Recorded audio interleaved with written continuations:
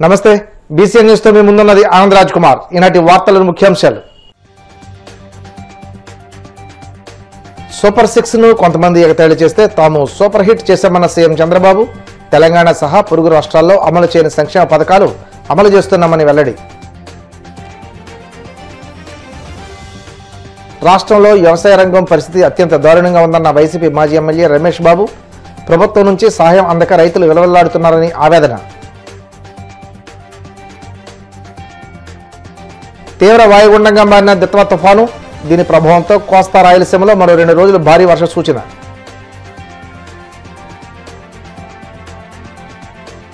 వాడపల్లి వెంకన్నాలయంలో ప్రత్యేక పూజలు, మంగళ వాయిద్యాల నడుమ శ్రీ స్వామి అమ్మవార్లకు మేలుకొల్పు సేవ, ఐశ్వర్యలక్ష్మి హోమం. ధ్వంసమైన రాష్ట్రాన్ని పునర్నిర్మించుకోవాలనే ఆకాంక్షతో తాను కోరితే ప్రజలు కూటమి అభ్యర్థులను 164 సీట్లలో గెలిపించి తమకు అపూర్వ మద్దతు అందించారని ముఖ్యమంత్రి చంద్రబాబు అన్నారు. ఇన్ని సీట్లు ఇవ్వడం ద్వారా ప్రజలు తమ బాధ్యత మరింత పెంచారని అన్నారు. ఏలూరు జిల్లా ఉంగుటూరు నియోజకవర్గంలో జరిగిన పేదల సేవలో ప్రజావేదిక కార్యక్రమంలో పాల్గొని మాట్లాడుతూ కొందరు సూపర్ 6 ను ఎగతాళి చేశారని, అయితే ప్రజల మద్దతుతో దానిని సూపర్ హిట్ చేసి చూపించామన్నారు.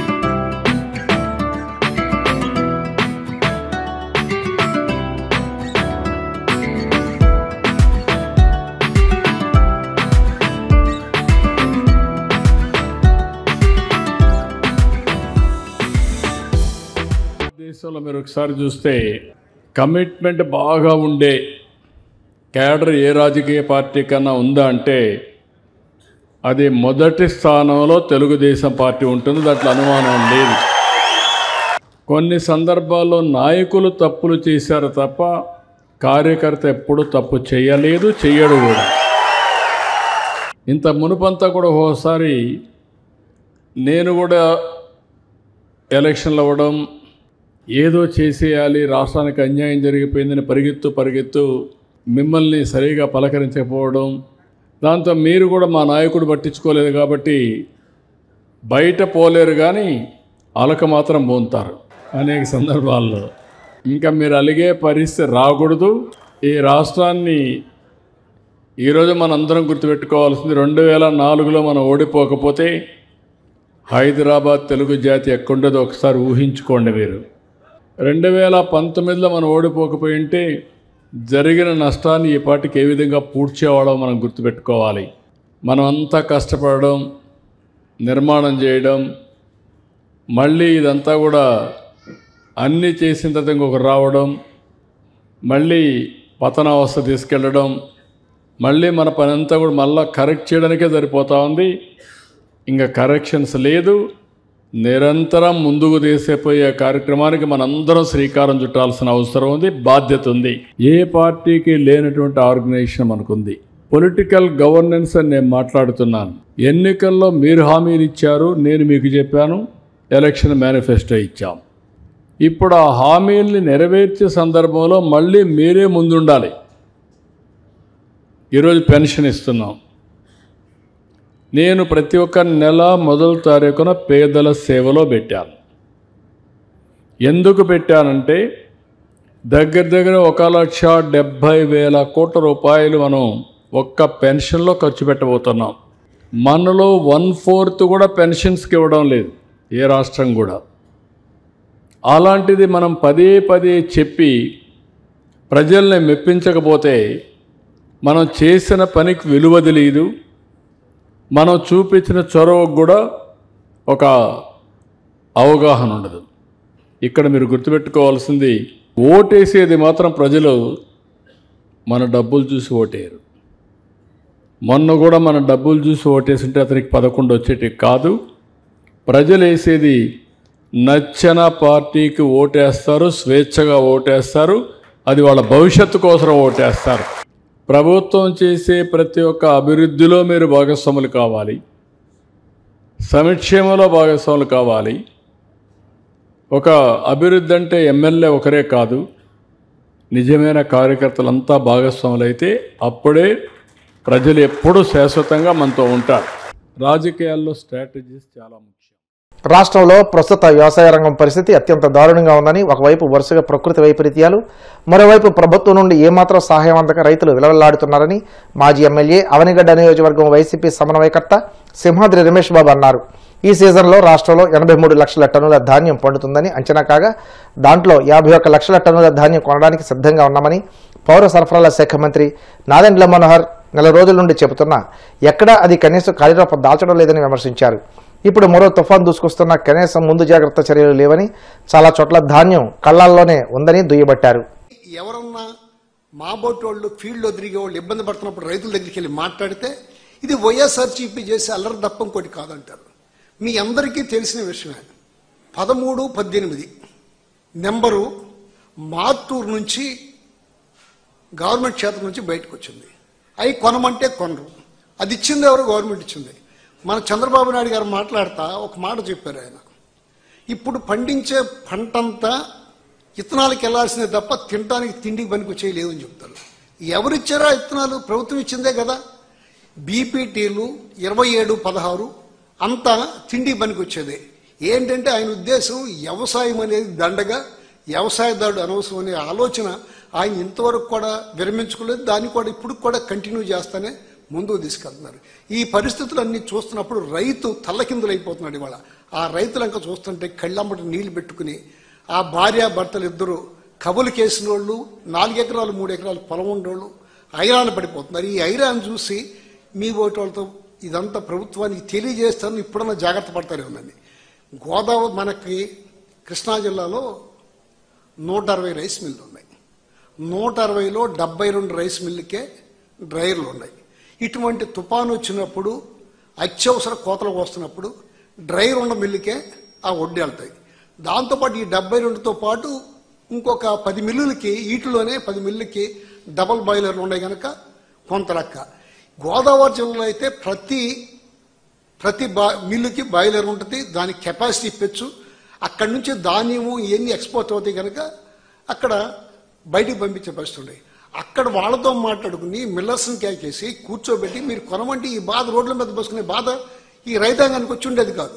ఏమాత్రం రైతు ఏమైపోతే అయిపోయాళ్లే, నాకేమీ బాధ్యత లేదన్నట్టుగా వ్యవహరిస్తున్నారు తప్ప ఇంకోటి కానే కాదు. చంద్రబాబు నాయుడు అనొచ్చో అనకూడదు నాకు తెలియదు, కానీ ఎప్పుడు అధికారంలోకి వచ్చినా వ్యవసాయదారుడు మా నానుంటుంది ఊళ్ళల్లో గొడ్డొచ్చిన ఎలా బిడ్డొచ్చిన అంటారు.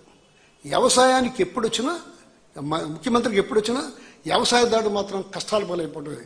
ఉల్లి, మిర్చి, పత్తి ఒక్కటి కాదు, అన్ని రకాలుగా రైతాంగం అంతా ఇవాళ ఇబ్బందుల్లోకి నెట్టబడింది. జగన్ గారి ప్రభుత్వం ఇన్పుట్ సబ్సిడీ ఏ సంవత్సరం అయితే రైతుకు నష్టం జరిగిందో అదే సంవత్సరం ఇచ్చింది. ఇవాళ దాని గురించి మాట్లాడరు. ఇవాళ లెక్కలు సరిగా లేవు, ఎంత పోయిందో చెప్పరు. ఇప్పుడు 51 లక్షల టన్నులు మేము కొంటామని ఆయనకి ఇవాళ వరకు ఈ తుఫాన్ వస్తుందని చెప్పి ముందంతా చెబుతున్నారు. మా దగ్గర అమెరికా దగ్గర లేని పరికరాలు ఉన్నాయి, మేము ముందస్తు కంట్రోల్ చేస్తామని చెప్తున్నారు. అటువంటి వాళ్ళు ఈ ఇబ్బంది వస్తుంది, ఈ రైతాంగం ధాన్యం తడిసిపోతుంది, దీన్ని ఎట్టా ముందుకు పంపించాలా, ఏ మిల్లుకు పంపించాలనే ఆలోచన కూడా కనీసం ఈ అగ్రికల్చర్ సంబంధించిన వాళ్ళు కానీ ఈ పౌర సరఫరా వాళ్ళు కానీ చేయకపోవడం అనేది రైతాంగాన్ని రైతంటే మన్నేం చేస్తారులే అనే ఆలోచనతో చేయడం తప్ప ఇంకోటి కానే కాదు. దిత్వా తుఫాను బలహీనపడి తీవ్ర వాయుగుండంగా మారి ప్రస్తుతం ఇది బంగాళాఖాతంలో తమిళనాడు తీరానికి సమాంతరంగా నెమ్మదిగా ఉత్తర దిశగా కదులుతుంది. ఈ వాయుగుండం గంటకు సగటున 5 నుండి 6 కిలోమీటర్ల వేగంతో ప్రయాణిస్తుందని, మరో 2 రోజుల పాటు ఉత్తర దిశగా కదిలి చెన్నైకి సమీపంలో తీరం దాటడం లేదా సముద్రంలోనే బలహీనపడే అవకాశం ఉందని వాతావరణ నిపుణులు అంచనా వేస్తున్నారు. ఈ వాయుగుండం ప్రభావంతో రాయలసీమ, దక్షిణ కోస్తాలో పలు చోట్ల మధ్య, ఉత్తర కోస్తాలు అక్కడక్కడ సోమవారం వర్షాలు కురిశాయి. మంగళవారం ఉదయం నుండి బుధవారం ఉదయం వరకు దక్షిణ కోస్తాలు అనేక చోట్ల, ఉత్తర కోస్తా, రాయలసీమలో పలు చోట్ల వర్షాలు, కోనసీమ, పశ్చిమ గోదావరి, నెల్లూరు, తిరుపతి జిల్లాల్లో భారీ వర్షాలు కురుస్తాయని వాతావరణ శాఖ తెలిపింది.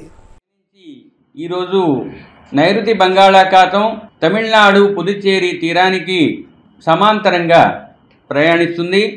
ఇది ప్రస్తుతానికి తమిళనాడులోని కడలూరుకు 100 కిలోమీటర్ల దూరంలోను, కరైకల్కు 100 కిలోమీటర్ల దూరంలోను, పుదుచ్చేరికి 110 కిలోమీటర్ల దూరంలోను, చెన్నైకు 180 కిలోమీటర్ల దూరంలోను, వేదారణ్యానికి 140 కిలోమీటర్ల దూరంలోను కొనసాగుతుంది. సముద్రంలో ఉన్న ఈ తుఫాను కోస్తా తీరం, తమిళనాడు కోస్తా తీరానికి కనిష్ట దూరం అంటే తుఫాను యొక్క కేంద్రం నుంచి తీర ప్రాంతానికి ఇంచుమించు 70 కిలోమీటర్లు ఉన్నది. రాబోయే 24 గంటల్లో ఇంచుమించు ఉత్తర దిశలో పయనించి ఉత్తర తమిళనాడు, పుదుచ్చేరి తీరాలకు దగ్గరలో చేరే అవకాశం ఉంది. ఈ ఉత్తర మార్గంలో ప్రయాణించే సమయంలో తుఫాను యొక్క కేంద్రం తీర ప్రాంతానికి ఈరోజు సాయంత్రానికి 60 కిలోమీటర్ల దూరంలోనూ, రాత్రికి 30 కిలోమీటర్ల దూరంలోనూ ఉండే అవకాశం ఉంది. ఈ వ్యవస్థను నిరంతరం Doppler weather radar, Chennai, Karaikal రాడార్లు పర్యవేక్షిస్తున్నాయి. కాబట్టి దీని యొక్క గతి గమనాన్ని నిరంతరం పరిశీలించడం జరుగుతుంది. ఈ తుఫాను వ్యవస్థ వల్ల ఉత్తర కోస్తా జిల్లాల్లో ఈరోజు కొన్ని చోట్ల, రేపు పలు చోట్ల, ఎల్లుండి కొన్ని చోట్ల వర్షాలు పడే అవకాశం ఉంది.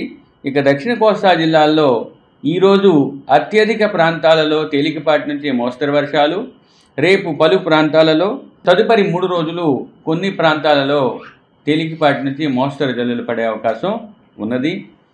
అత్యధికంగా మొదటి రోజైన ఈరోజు రాయలసీమ, దక్షిణ కోస్తా ఆంధ్రప్రదేశ్లోని జిల్లాలైన నెల్లూరు, ప్రకాశంలో 1-2 చోట్ల అత్యంత భారీ వర్షపాతం పడే అవకాశం ఉన్నందువల్ల ఆ జిల్లాలకు రెడ్ అలర్ట్ ఇవ్వడం జరిగింది. చిత్తూరు, శ్రీ సత్యసాయి, నంద్యాల, పల్నాడు, గుంటూరు, కృష్ణా, పశ్చిమ గోదావరి, కోనసీమల్లో భారీ వర్షానికి ఆస్కారం ఉన్నందువల్ల ఆ జిల్లాలకు ఎల్లో అలర్ట్ ఇచ్చాము. తిరుపతి, అన్నమయ్య, వైఎస్ఆర్, కడప, బాపట్లలో భారీ నుంచి అతి భారీ వర్షం పడే అవకాశం ఉన్నందువల్ల ఆ జిల్లాలకు ఆరెంజ్ అలర్ట్ ఇవ్వటం జరిగింది.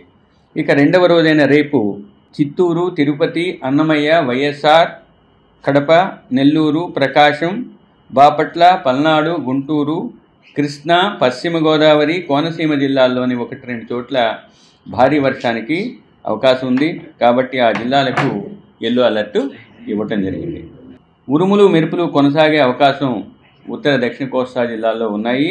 ఈరోజు దక్షిణ కోస్తా తీరం వెంబడి తీరం అవల 55 నుంచి 65, గరిష్టంగా 75 కిలోమీటర్ల వేగంతో ఈదురుగాలులు వీస్తున్నాయి. ఇవి క్రమేపీ తగ్గి రేపు ఉదయానికి 45 నుంచి 55, గరిష్టంగా 65 కిలోమీటర్ల వేగానికి చేరుకునే అవకాశం ఉంది. కాబట్టి మత్స్యకారులు ఈరోజు, రేపు సముద్ర ఇప్పుడు కాసేపు ప్రకటనలు.